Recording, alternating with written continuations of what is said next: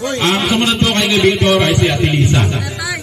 Ito po, si Annalisa, pinakamagandang natin. Ayan. Kanya-kanya tayo ng definition ng maganda eh, no? Maya-maya, pag pinakilala ko yung asawa ko, may mas maganda pa rin sa kanya. Ano po, sige, tawagin naman natin ang mga anak ng atin. Ibigay ko sa kanya naman. Sige, asawa, tsaka ano? Maganda ka rin. Pinagtatakot nitong mikropono. Lakas-lakasan niyo naman ulit, lapit sa bibig. Magandang gabi po sa ating lahat. Ako po ay natutuwa dahil tayo po nagsama-sama.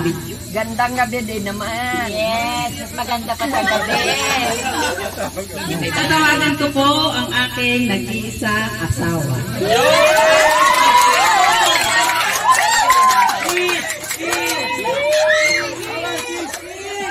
Kiss mo sa pader!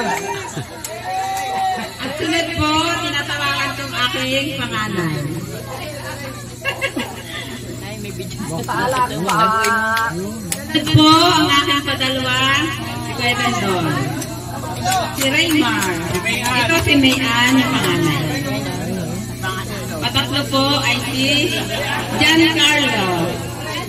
Nakikinig sa alat. Yan. Ako ay teacher sa Ilocos College. Ako po ay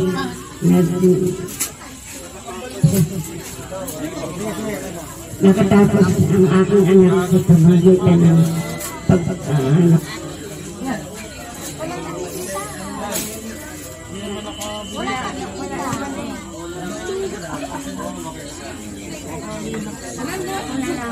Bali yung mic, bali.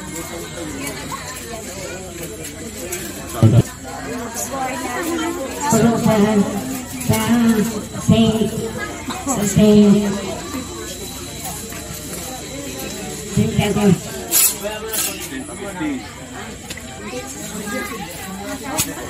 Oo. Kita na nakahiga na.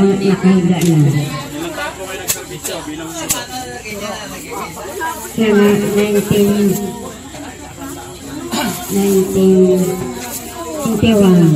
hanggang ngayon po. Kaya wala lang po ang aking mga anak dito ay ako ay nag-iisa. Kaya pasensya na po kahit hindi nyo nakilala ang aking mga anak. Yung gabi tiya, hindi po kayo nag-iisa dahil kasama na po kami lahat.